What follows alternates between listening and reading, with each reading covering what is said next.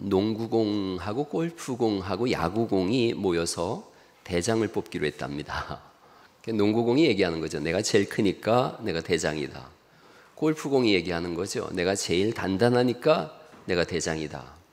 야구공이 말하더래요. 놀고들 있네. 나는 100대 1로 싸운 몸이야. 그러니까 이제 다른 두 공들이 뻥치시네. 어디서 약을 팔아? 그랬는데 이 야구공이 한마디에 그냥 대장이 됐답니다. 야구공이 이렇게 얘기하더래요. 이 자식들이 꿰맨 자국 보고도 몰라? 그랬다고 100대 1로 싸웠다 이거죠.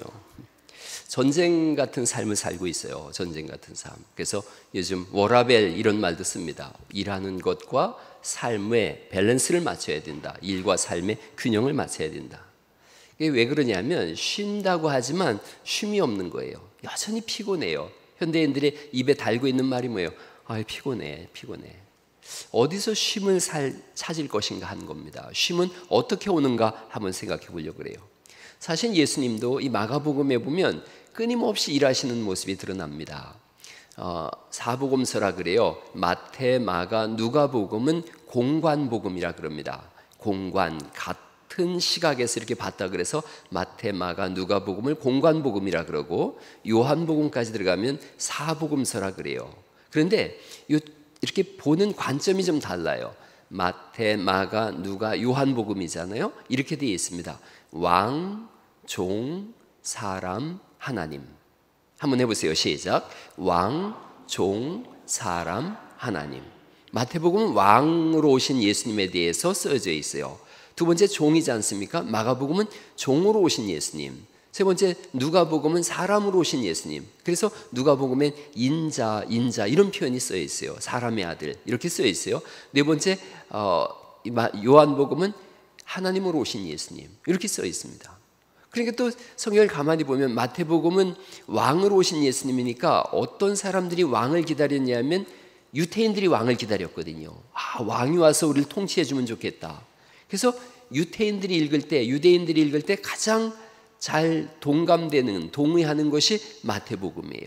왕으로 오신 예수님, 유태인. 그래서 이 마태복음에는 유대인들이 읽으면 좋게 쓰여있기 때문에 구약 성경이 가장 많이 인용되어져 있어요. 여러분이 마태복음 펼쳤을 때 한 글자 안으로 들여 쓴 부분이 있으면 다 구약을 인용한 거예요. 성경의 구약을 인용한 건 한 글자 안으로 들여쓰게 그렇게 만들어져 있어요. 또 종으로 온 예수님은 로마 사람들이에요. 로마는 세상을 지배하고 있으니까 종을 어떻게 부리나 이런 걸 생각하거든요. 헬라 사람들은 사람에 관심이 있어요. 그러니까 누가복음을 읽으면서 사람이 어떤지, 또 누가는 의사거든요. 사람에 대해서 잘 알고 있어요. 요한복음은 하나님으로 이 땅에 오신 예수님은 어떻게 사역하셨나, 그리스도에 대신 예수님. 그래서 왕은 족보가 있으니까 마태복음은 족보가 있고, 누가복음 사람이니까 족보가 있어요. 그러나 마가복음은 종으로 오신 예수님이니까 족보가 없고, 또 요한복음도 하나님이시니까 족보가 없어요. 그래서 마태, 마가, 누가, 요한 이렇게 생각하고 왕, 종, 사람, 하나님 이 네 가지만 생각하면 그 다음에 그 안에 있는 단어들을 어떻게 구성됐는지를 쭉 이해할 수 있어요. 다시 한번 왕, 종, 사람, 예수님 이렇게 한번 해보세요. 시작. 왕, 종, 사람, 예수님. 이래서 성경을 읽어가요. 오늘 마가복음을 우리가 읽고 있지 않습니까? 예수님께서 종으로 오셨다는 거예요. 종으로 오셔서 끊임없이 일하세요. 소처럼 일하세요. 족보도 없어요. 한번 1장을 이렇게 보시겠어요? 앞에부터 우리가 이제 쭉 봤으니까 다시 한번 1장 32절 말씀 보세요. 1장 32절에 보시면 제가 읽어볼게요. 점으로 해질 때에 모든 병자와 귀신 들린 자를 예수께 데려오매 점으로 해질 때까지 일하세요. 35절 보시겠어요? 점으로 해질 때까지 일하셨는데 예수님은 35절에 새벽 아직도 밝기 전에 예수께서 일어나 나가 한적한 곳으로 가서 거기서 기도하시더니 밤늦게까지 일하시고 새벽에 또 일어나서 기도하세요. 37절에 보시면 하반절에 모든 사람이 주를 찾나이다. 사람들이 막 밀려와요. 그랬더니 39절에 이에 온 갈릴리에 다니시며 그들의 여러 해당에서 전도하시고 또 귀신들을 내쫓으시더라. 쉴 틈이 없어요. 45절 보시겠어요? 사람이 나가서 이 일을 많이 전파하여 널리 퍼지게 하니 사람들이 또 하반절에요. 사방에서 사람들이 예수님께로 나오더라 이렇게 되어 있습니다. 다 3장으로 넘어가 보세요. 3장 9절 말씀 보시면 3장 9절에는 예수께서 무리가 애워싸 미는 것을 피하기 위하여 작은 배를 대기하도록 제자들에게 명하셨으니, 사람들이 얼마나 많이 밀려오는지 예수님께서 배 위로 올라가세요. 6장, 오늘 읽은 6장을 이제 넘어가 보세요. 6장 2절에 보시면 안식일이 되어 회당에서 가르치시니 많은 사람이 듣고 놀라 이르되 안식일에도 일하세요. 쉴 틈이 전혀 없으신 거예요. 6장 6절 말씀, 6장에 보시면 6장 5절이에요. 거기서 아무 권능도 행하지 못하시더라 이렇게 말씀하시면서 31절 말씀 보세요. 31절 말씀 같이 한번 읽어보실까요? 오늘 우리가 읽은 말씀이니까 시작.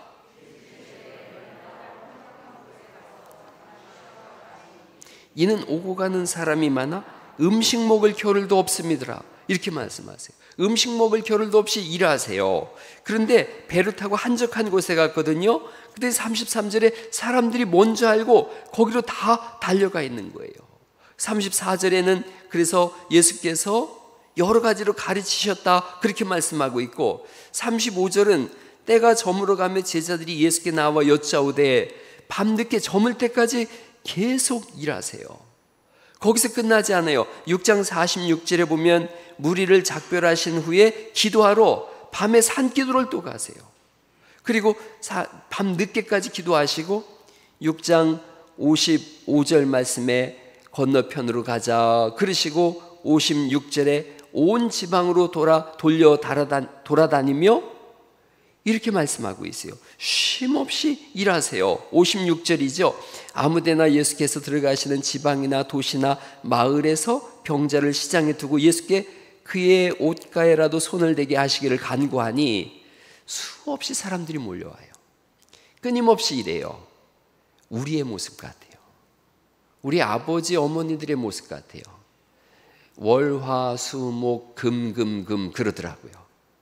끊임없이 일해요. 쉼이 없어요. 지쳐 있어요. 그리고 입을 열면 피곤하다. 그리고 이게 만성 피로가 돼서 누적이 되어져서 피곤이 풀려지지도 않아요. 여러분, 이런 사람들에게 예수님이 이렇게 말씀하세요. 6장 31절을 다시 보실까요? 오늘 이 본문을 보려고 그래요. 6장 31절 이르시되 너희는 따로 한적한 곳에 가서 잠깐 쉬어라 이렇게 말씀하세요. 예수님 자신은 쉼없이 소처럼 일하시면서 제자들한테 잠깐 쉬라 그러세요. 이게 예수님이 세상과 다른 법이에요. 로마의 황제는 어떻게 하느냐 하면 나는 쉴 테니 너희는 일해라. 나는 쉬고 놀고 먹을 거다. 너희는 소처럼 죽을 힘을 다해서 일하라 그러거든요. 그런데 예수님은 이 땅에 오셔서 거꾸로 하세요. 이렇게 말씀하세요. 내가 일할 테니 너희가 쉬어라. 이게 하나님 나라와 세상 나라가 다른 점이에요. 예수님과 세상이 전혀 다른 것이 그거예요. 내가 일할 테니 넌 쉬어라. 쉼을 주시는 분이세요. 여러분, 세상 방식이 있어요. 예수님이 세상 방식에 대해서 마태복음 23장에서 이렇게 말씀하세요. 서기관들과 바리새인들에게 모세의 자리에 앉았으니, 높은 자리에 앉았어요. 율법을 가르치는 자리에 앉았어요. 거기서 어떻게 하냐면 말만 하는 거예요. 말만 하고 행하지 아니하고 또 무거운 짐을 묶어 사람의 어깨에 지우되 자기는 이것을 한 손가락으로도 움직이려 하지 아니하며. 이게 세상 법칙인데 예수님은 거꾸로 말씀하세요. 수고하고 무거운 짐진 자들아 다 내게로 오라. 내가 너희를 쉬게 하리라. 하나님 방식이에요. 쉬게 하는 거예요. 타인을 위해서 내가 헌신하고 수고한다. 이게 하나님 방식이기에 동일하게 교회의 방식이에요. 교회가 어떤 곳인가? 다른 사람 쉬게 하려고 내가 일하는 거예요. 그 사람이 기뻐하고 그 사람이 즐거워하면 그걸로 나는 행복하다는 거예요. 며칠 전에 새벽 예배 때 제가 데살로니가 3장을 강의하면서 이런 설교를 했어요. 데살로니가를 교회를 사도 바울이 3주 만에 세웠어요.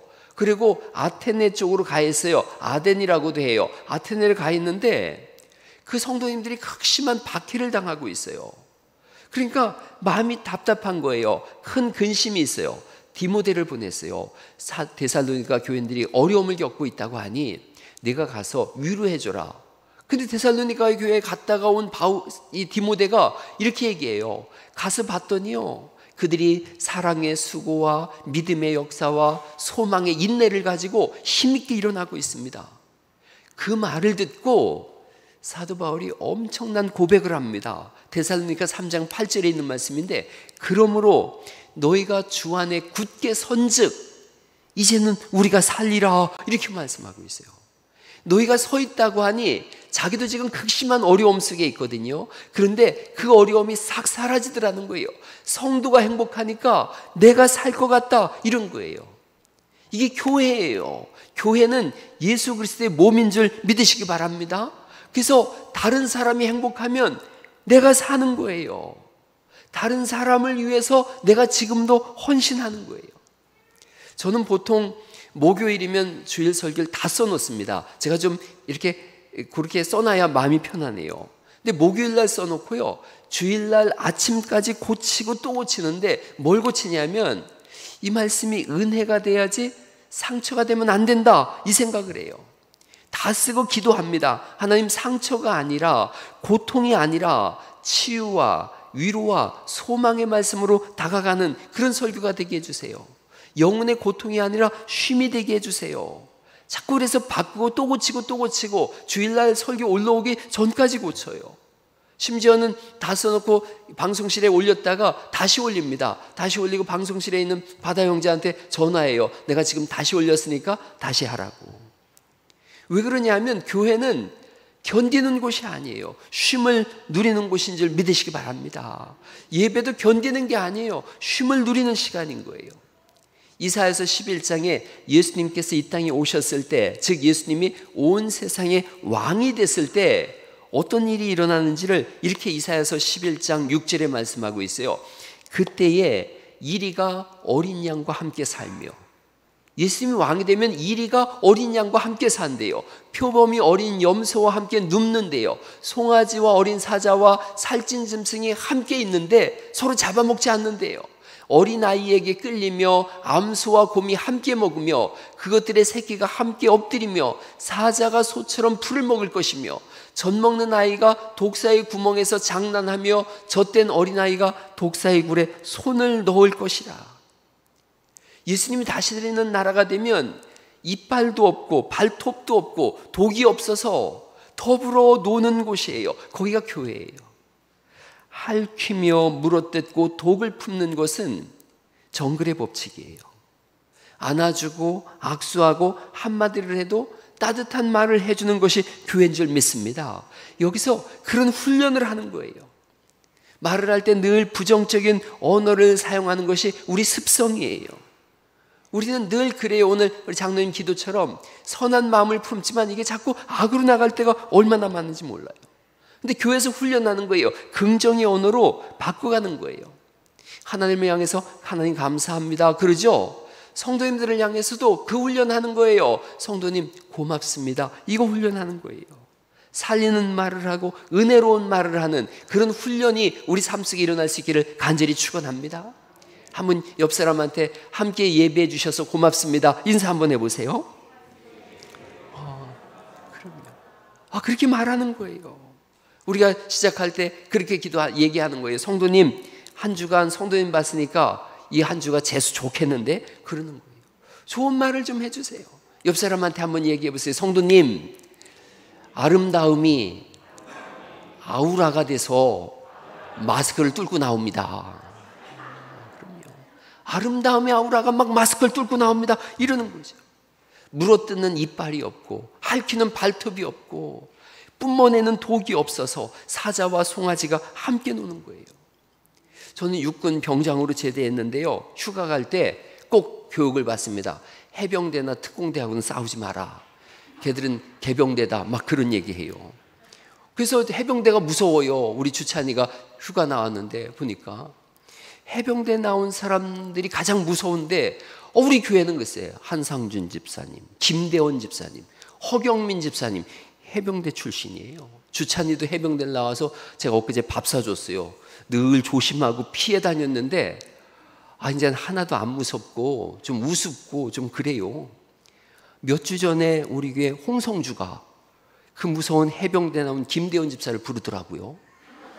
그러더니 삥을 뜯더라고요. 삥을 5만 원 뜯기는 걸 봤어요. 청년회 수련회 하니까 돈 좀 빌려달라고. 제가 좀 멀리 있어가지고 뭐라고 하는지 이렇게 잘 안 들렸지만 이렇게 하는 말이 김대원 집사가 5만 원밖에 없다 그래요. 그러니까 성주가 하는 말이 얼뜻 들리는, 제가 잘 못 들었는지 모르지만 뒤져서 나오면 10원에 한 대다 그러는 것 같았어요. 5만 원 뜯겼어요. 그동안 괜히 나만 쫄아다녔어요. 해병대 별거 아니더라고요.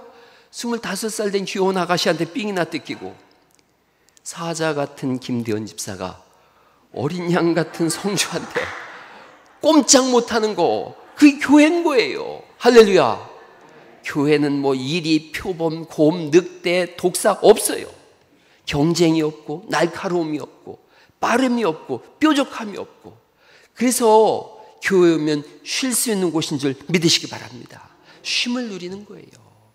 주님이 이렇게 말씀하세요. 쉼을 얻기를 원하느냐? 한적한 곳으로 와라. 한적한 곳으로, 이 개역 한글에는 한적한 곳으로 오라 이렇게 말씀하고 있어요. Come with me. 나에게로 오라 이렇게 말씀하세요. 근데 개역 개정에는 한적한 곳으로 가서 이렇게 표현하고 있는데, 한적한 곳이 quiet place 이렇게 써 있어요. 예, 큐티 한다 그러잖아요. quiet time 한다 그러잖아요. 근데 quiet, 조용한 장소로 가라. 조용한 장소로 가라. 주님이 부르세요. 우리 영혼에 한적한 곳이 어딘가 생각해 봤어요. 한적한 곳으로 오라라고 초청하시는데 그게 교회예요. 일부러 가야 되는 거예요. 그래서 교회에 여러분 일부러 왔어요. 한적한 교회예요. 교회 오면 마음이 분주하지 마세요. 교회에 와서 예배하면서 시계를 들여다보고 휴대폰을 자주 본다면 그분은 쉬어야 되는 분이에요. 휴대폰도 끄고 느긋이 성경도 읽고 이렇게 기도도 하세요. 설교가, 제가 하는 설교가 대부분 강해 설교예요. 어려워요. 안 조는 것 보면 여러분들 진짜 대단한 분들이에요. 근데 안 조는 분들은 제가 보니까 둘 중에 하나예요. 말씀이 들려오고 은혜가 되면 안 졸아요. 또 하나는 근심 걱정이 많으면 안 졸아요. 그러니까 아무 걱정이 없고 아무 생각이 없으면 졸게 돼 있어요. 졸리면 좀 자요. 여러분 집에서 부모님과 대화하다가 부모님이 한참 이렇게 뭐라고 얘기하는데 졸리면 어떻게 해요? 잠깐 스톱 아버지, 너무 졸려요. 그럼 뭐라고, 임식이 정신 차려 그래요? 좀 자라 그러지 않습니까? 좀 자요. 교회에서 너무 졸리면 막 안 졸려고 애쓰는 모습이 너무 목사가 볼 때는 안쓰러워요.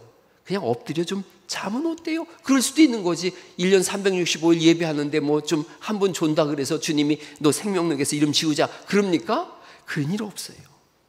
하루를 고요하게 교회에서 보내세요. 너무 분주하게 보내지 마세요. 예수님이 우리를 초청하시지 않습니까? 한적한 곳으로 가서 잠깐 쉬라 그래요. 잠깐 쉬라. 영어로도 get up, rest. 잠깐 쉬라 이렇게 말씀하세요. 여러분 운전하다가 너무 졸리면 어떻게 해요? 옆길에 세우고 5분만 자도 정말 시원하고 개운하잖아요. 예수님이 그 말씀하시는 거예요. 너무 힘들지 않냐? 이분들이 지금 5,000명을 먹이는 일을 하세요. 5,000명을 먹일 때 오병이어로 5,000명을 먹이는데 어떻게 먹이는지는 안 나와 있어요. 그러나 유추해 볼 수 있어요. 유대인들은 한 100여 명씩 이렇게 그룹을 지어서 밥을 먹는데 비스듬히 누워서 밥을 먹습니다. 왜냐하면 우리는 자유인이다 이런 개념이에요. 종은 서서 밥을 먹고 주인은 누워서 밥을 먹거든요. 근데 장정만 5,000명이니까 대략 한 2만 명쯤 되어져요. 이분들한테 떡 2개와 물고기 5개를 배달을 하는데 누가 하냐면 12제자가 합니다.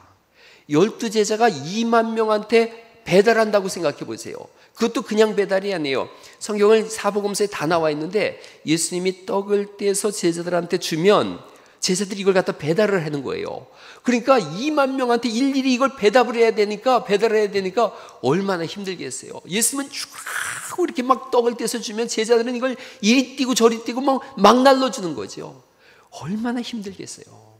주님이 그 노고를 아세요. 그 힘듦을 아세요. 그러니까 잠깐 쉬어라. 잠깐이라도 눈 좀 붙여라. 예수님이세요. 하나님이 그렇게 하세요. 여러분, 로마의 황제는 어떻게 해요? 채찍을 들고 다니지 않습니까? 로마의 황제의 병사들이 잠깐 쉬기만 하면 채찍질을 하거든요. 그런데 예수님은 좀 쉬어 이러지 않습니까? 이 악보에 보면 순표와 쉼표가 있어요. 순표는 저 위에 게 순표고요, 밑에 있는 건 쉼표예요. 순표는 이 악보에 표시도 되어 있기도 하고 표시가 없는 악보도 있어요. 이 순표는 자기가 연주하는 사람이 자의적으로 해석합니다. 그래서 순표를 어디다가 해석하느냐에 따라서 연주자의 역량이 드러나요. 쉴 수도 있고 안 쉴 수도 있어요, 순표는. 그런데 쉼표는 꼭 쉬어야 돼요. 쉼표를 안 쉬면 틀린 연주가 되어져요.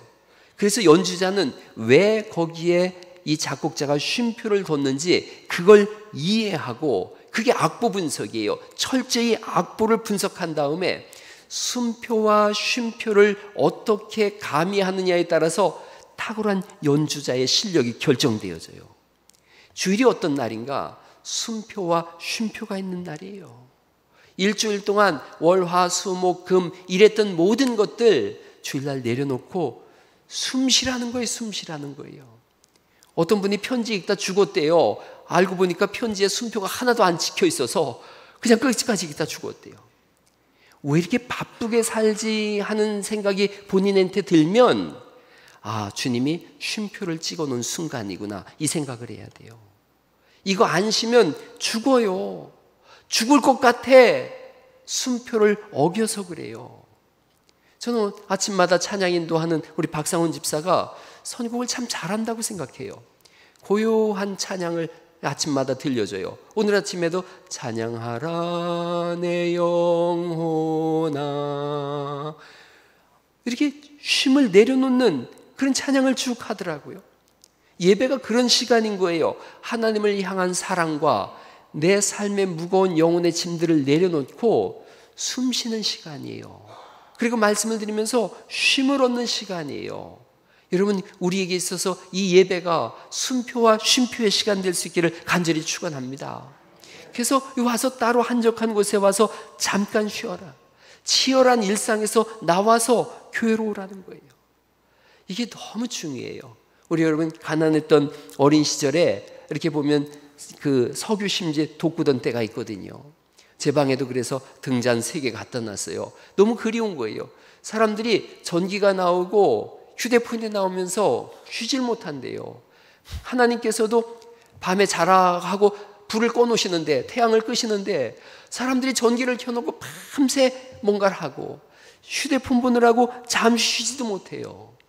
휴대폰의 해악을 보니까 밤에 불을 끄고 휴대폰을 보면 실명할 확률이 가장 높대요. 사람들이 불을 켜놓고 잠을 안 자요. 어린 시절에 등잔불을 돋구던 그 시대를 생각해 보세요. 휴식이 있지 않습니까? 어둠 속에서 도란도란 대화도 하고 어둠 속에서 사색도 했어요. 고요한 쉼 속에 묵상이 있었는걸요. 추억이 있었고 그 고요함 속에 노래가 있었어요. 저도 봄, 가을에 대청마루에 누워가지고 쏟아지는 별을 보면서 도란도란 누나와 형과 대화 나누는 시간들이 있었어요. 이런 그 고요함 속에 밤하늘에 쏟아지는 별을 보면서 고흐는 아로레 별이 빛나는 밤, 이런 그림을 그려내는 거예요. 이거 전기불 아래서 그려낼 수가 없지 않습니까? 저 쏟아지는 별빛을 보면서 윤동주는 별에는 밤, 이 시를 썼어요. 여러분, 그 시가 이렇게 되어져요. 계절이 지나가는 하늘에는 가을로 가득 차 있습니다.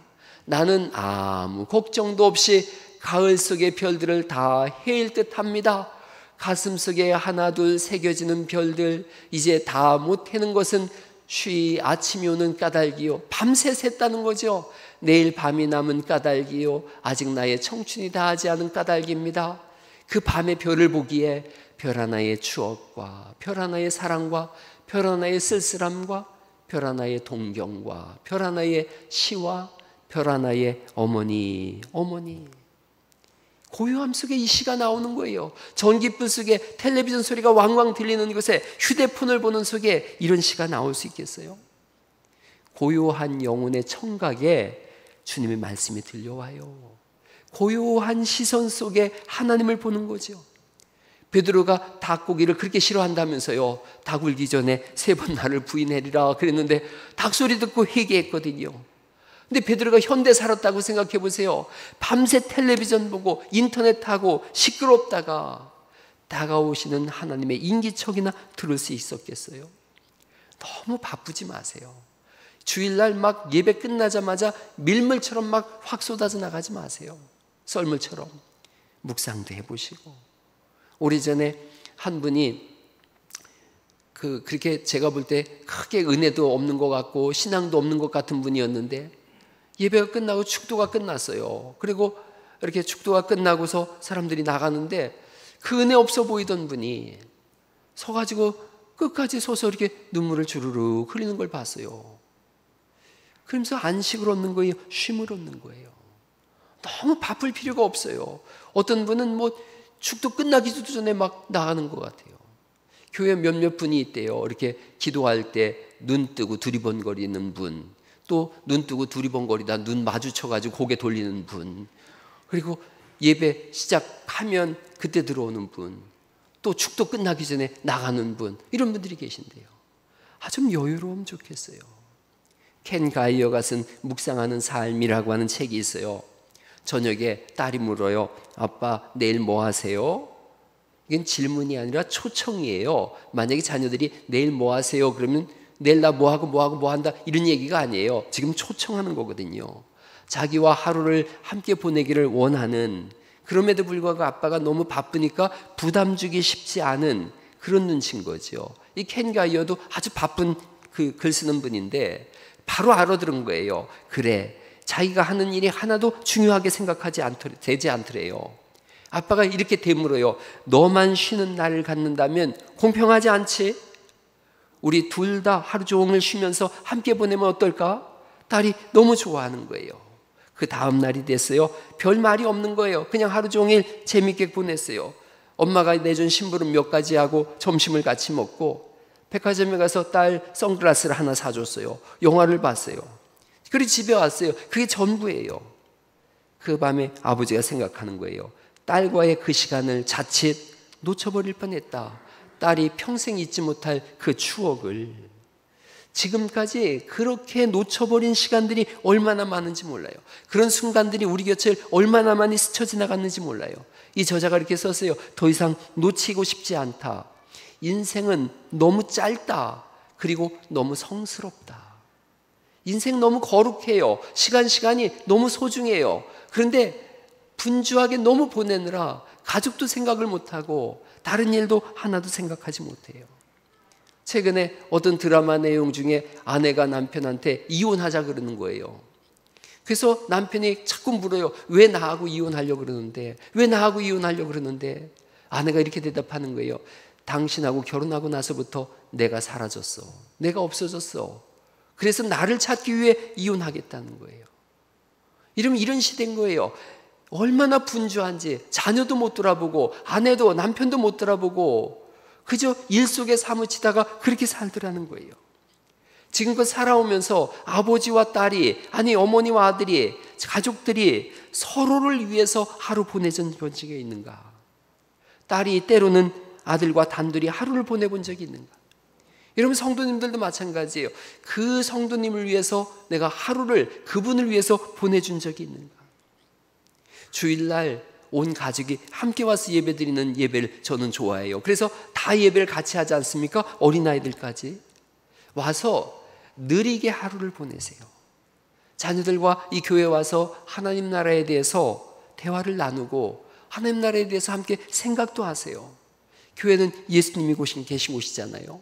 곰도 이리도 뱀도 늑대도 없는 곳이에요. 쉼을 얻는 곳이에요. 여기서 서로를 좀 위로해 주면 얼마나 좋을까요?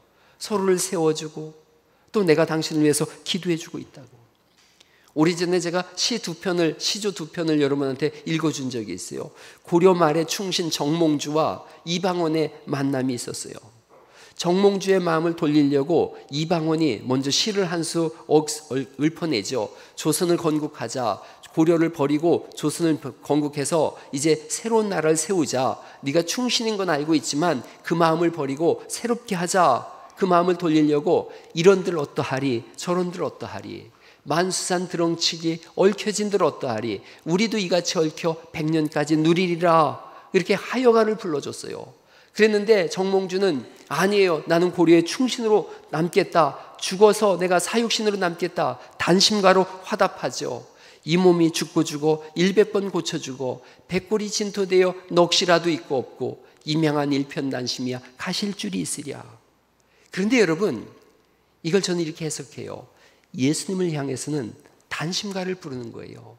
이 몸이 죽고 죽어 100번 고쳐주고 백골이 진토되어 넋이라도 있고 없고 예수님 향한 일편단심이야 가실 줄이 있으랴. 예수님을 향해서는 단심가를 부르어야 돼요. 그러나 성도를 향해서는 하여가를 부르세요. 이런들 어떠하리 저런들 어떠하리 만수산 드렁치기 얽혀진들 어떠하리 우리도 이같이 얽혀 100년까지 누리리라. 그것이 영원으로 이어지는 것이 교회의 삶인 줄 믿으시기 바랍니다. 이러면 어떻고 저러면 어때요? 여러분 오래전에 제가 큰 모험을 한번 감행한 적이 있어요. 그 모험이 지금 생각해 보니까 아찔한 모험이었어요. 뭐냐 하면 아내랑 생각해 봤어요. 강대상이 이 앞쪽에 있으니까 조금 좀 이게 집중력이 약해지는 것 같다. 그래서 월요일부터 수요일까지 강대상을 옆으로 돌렸어요. 교인들하고 아무도 상의도 안 하고. 그래서 강대상을 돌리고 싹 했던 수요일날 교회 성도님들이 왔을 때 깜짝 놀란 거예요. 아니 강대상이 확 돌아가 있으니 한 번도 상의도 않고. 지금 생각해보면 어리석은 짓이죠. 어렸을 때의 치기 같은 짓이었어요. 성도님들과 상의를 해야죠. 그런데 성도님들이 잘 받아줬어요. 그때 생각했어요. 나중에 생각했어요. 아, 성도님들이 나보다 훌륭하다. 그때 성도님들이 이 몸이 죽고 죽어 100번 고쳐주고 넋이라도 있고 없고 강대상 바꾼다면 나는 너와 죽으리라. 이렇다 그랬으면 교회 뒤집어졌을 거예요. 강대상이 여기 있으면 어떻고 저기 있으면 어떠냐. 우리가 하나님 앞에 예배하면 됐지. 그런 성숙한 마음으로 받아줬던 거예요.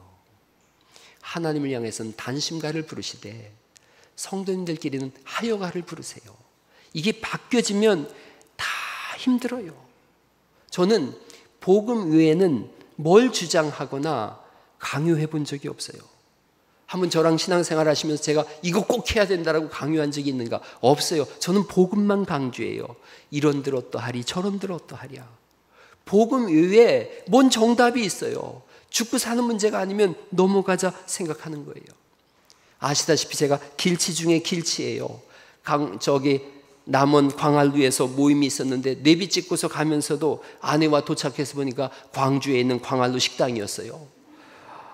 배를 잡고 웃었어요. 아내랑 승질 낸 적이 없어요. 배를 잡고 웃었어요. 죽고 사는 문제가 아니니까요.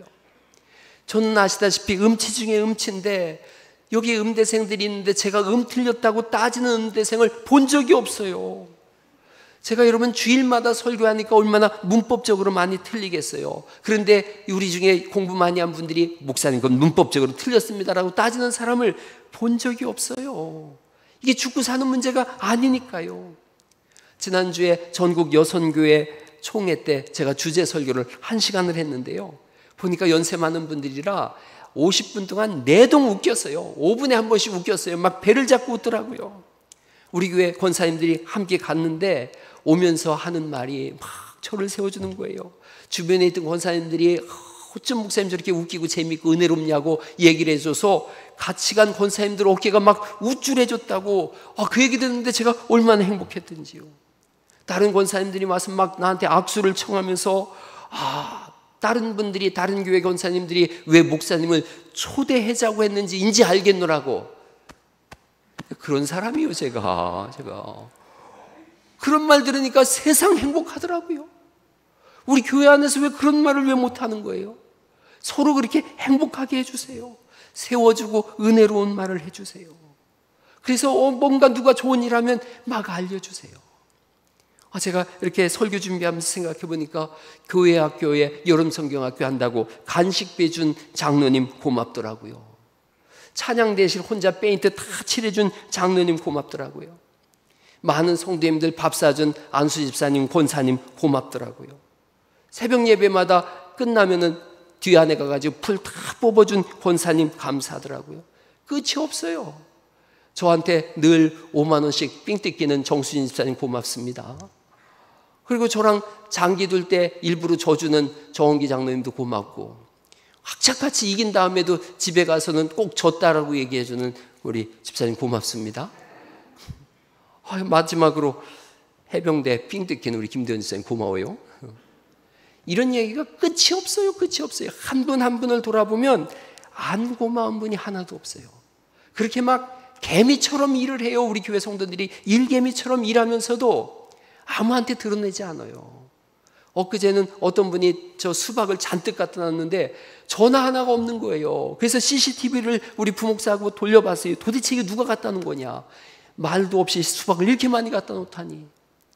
그래서 봤더니 우리 집사님 한 분이 수박을 잔뜩 갖다 놨어요. 이름 없이 빚도 없이 그냥 어떻게든 주고 싶은 거예요. 섬기고 싶은 거예요. 그게 교회예요. 예수님 말씀하세요. 따로 한적한 곳에 와서 잠깐 쉬어라. 내가 일할 테니 너희는 쉬어라. 내가 십자가 질 테니 너는 살아라. 내가 천국을 지어놓을 테니 너는 누려라. 내가 치료하고 회복시키고 내가 너를 살리겠다. 그래서 우리가 교회에 와서 오늘 우리도 그거 결심하고 결정하는 거예요. 성도님, 제가 헌신할 테니 성도님 잠깐 쉬세요. 제가 섬길 테니 성도님 힘내세요. 교회 오는 분들마다 이런 말들을 듣고 이런 섬김 속에서 힘을 얻으시고 여기서 진짜 쉼을 누리는 그런 은혜가 있기를 예수님의 이름으로 축원합니다. 우리 같이